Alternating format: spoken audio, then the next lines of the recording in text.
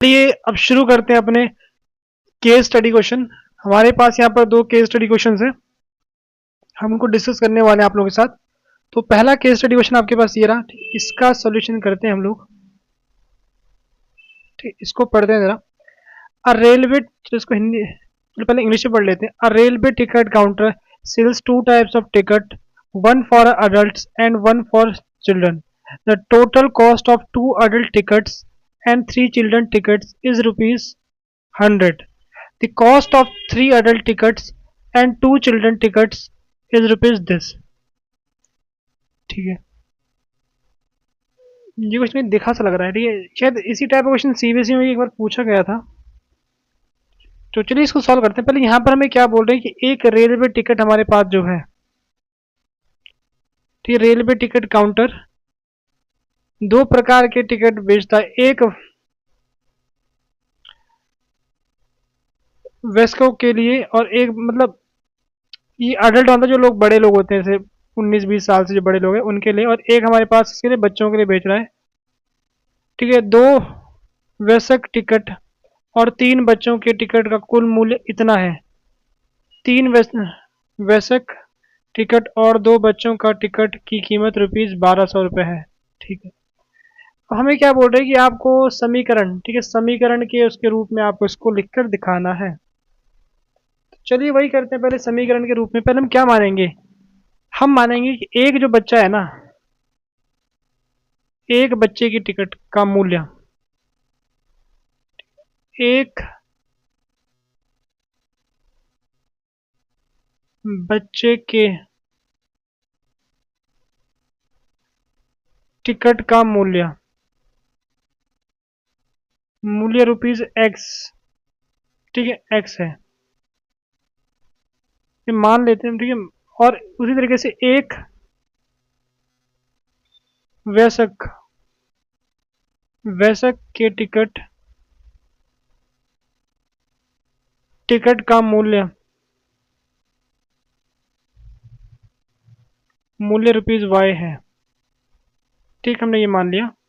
ठीक है, अब क्वेश्चन में आपको ना दो प्रकार की आपको परिस्थितियां दे रखी है। पहले बोल रहे हैं कि अगर आपके पास दो वैसे आपके पास होते हैं और तीन बच्चे होते हैं, तो हम क्वेश्चन के अनुसार, ठीक है, हम पहला पार्ट कर रहे हैं। जो पहला पार्ट आपके पास है ना, उसी का ये हल हो रहा है आपके पास।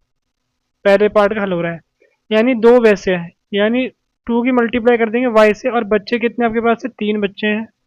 तो कितना आपका आंसर, आपका 100 आ रहा है। और अगर तीन वैसे आपके तीन हो जाए, यहाँ आपका एक्स आएगा। वैसे अगर तीन हो जाए और आपके पास बच्चे कितने हो जाए, बच्चे दो हो जाए, बच्चे यहाँ पर क्या है, दो है, तो कितना आपका मूल्य आ रहा है, आपका 120 आ रहा है मूल्य। ठीक, ये आपके पास आ रहा है आंसर। ठीक है, अब इन दो को, ठीक है, वैसे हल तो नहीं करना, पहले यही बोला हुआ है फाइंड द टू लीनियर। आपको दी गई स्थितियों को दर्शाने वाले रैखिक समीकरण बनाए, हमने बना दिए, पहला पार्ट हमारा हो चुका है। अब find the cost of each adult and each, अब आपको इनको हल भी करना है। आप इनको हल हल भी करना, क्या करोगे, ठीक है, कैसे आप इसको हल करोगे वो देखो।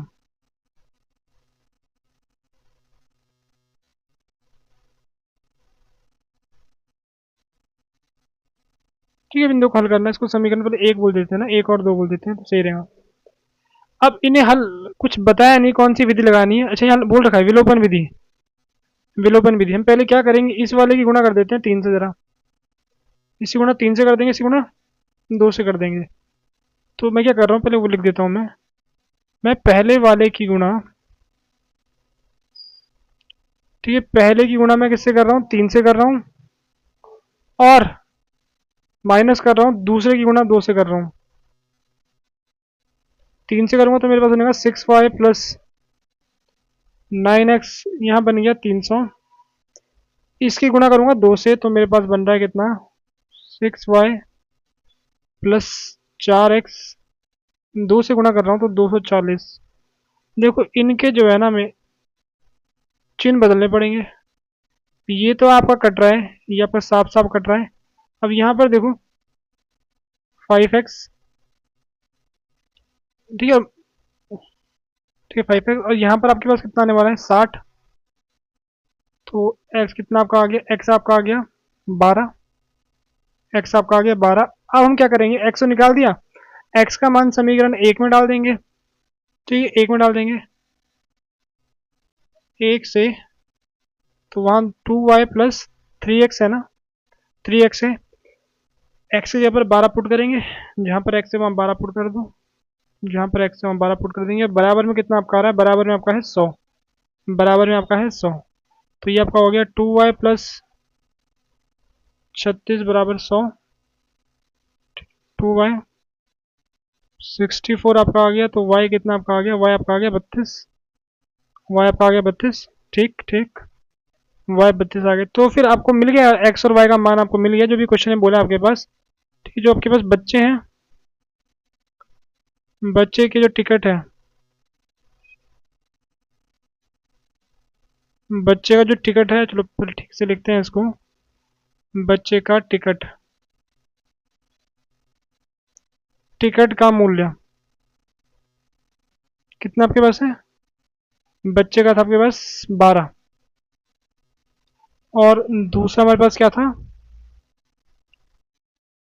व्यस्क, व्यस्क के टिकट का मूल्य ₹32 आपके पास होने वाला है। ठीक है, अब इसका तीसरा पार्ट देखते हैं, समीकरण की सुनगनता की जांच कीजिए। आपको इसका कंसिस्टेंसी बतानी, determine the consistency of the system of equation. देखो ये, देखो अगर मैं स्टार्टिंग में लेके जाऊँ ना आप लोगों को, स्टार्टिंग शुरू में जाते हैं, शुरू में ये, ठीक है,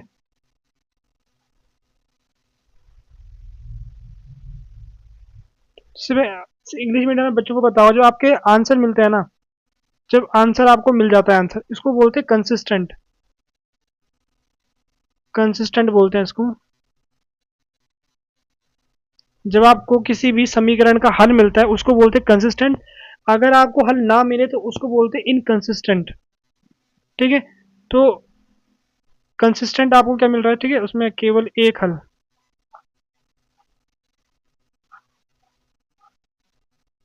सबके पास यहाँ पूछा है इन्होंने कि determine the consistency of the system of equation, समीकरणों की सुगंधक, सुगंधता की जांच कीजिए, सुगंधता की जांच कीजिए। वैसे मैं थोड़ा इसको इंग्लिश में लिखना चाहूंगा कि क्या बोलना चाहेंगे हम इसको, क्या बोल सकते हैं, इक्वेशंस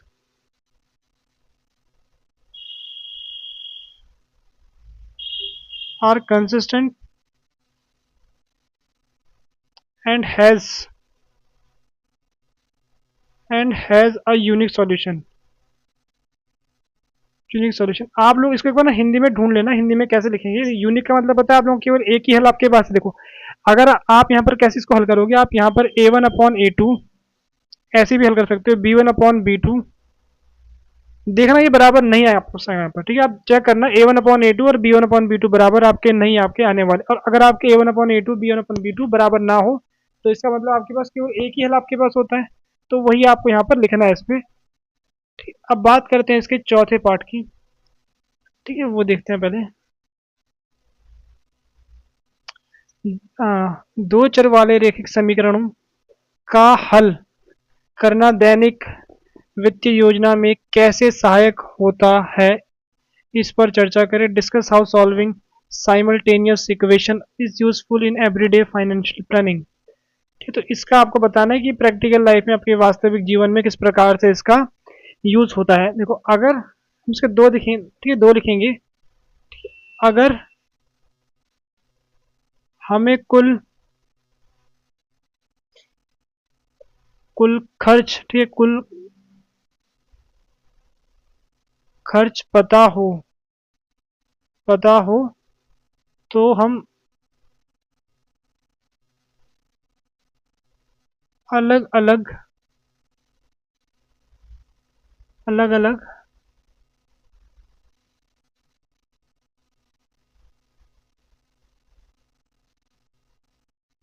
वस्तुओं का मूल्य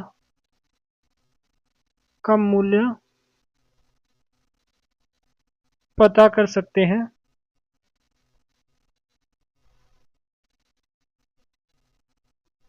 ठीक, एक हमारा ये हो गया। और साथ में हम अपनी प्रैक्टिकल जो है डेली की लाइफ में हम अपना खर्च हो गया या फिर किसी की आयु वगैरह इनका भी, ठीक है, अपने खर्च, आयु हो गया या फिर बचत वगैरह इनका भी हम इसी चीज़ से बहुत आसानी से पता, ठीक है, सही तरीके से उसकी गणना कर सकते हैं हम। ठीक है, अपने, ठीक है, जीवनचर्या,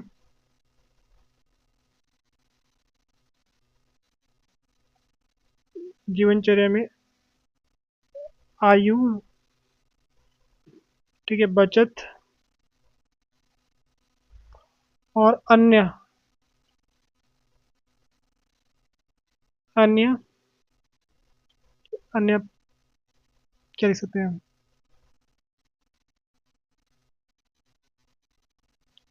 अन्य चीजों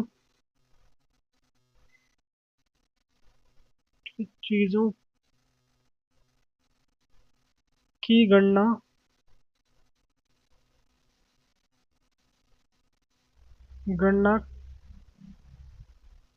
कर सकते हैं। तो ये उसके लिए है जो आपके पास ये है, दो चर वाले रैखिक समीकरण का हम अपने वास्तविक जीवन में कुछ इस प्रकार से इनका यूज कर सकते हैं। तो कुछ आपको ऐसे इसको लिखना है। थोड़ा हो सकता है कहीं स्पेलिंग गलती हो, हिंदी में बहुत चांस है मेरी मिस्टेक होने की, हिंदी इतनी अच्छी नहीं है, तो आप एक गलतियां देख लेना।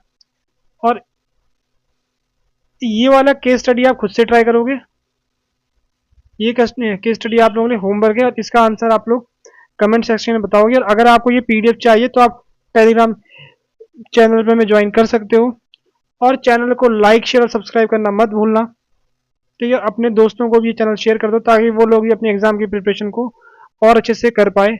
जल्दी मिलेंगे आप लोगों से एक और वीडियो के साथ जहां पर हम एक और चैप्टर के आपके साथ क्वेश्चंस लेके आने वाले हैं। टिल देन गुड बाय, पढ़ते रहिए, जल्दी मिलते हैं आप लोगों से।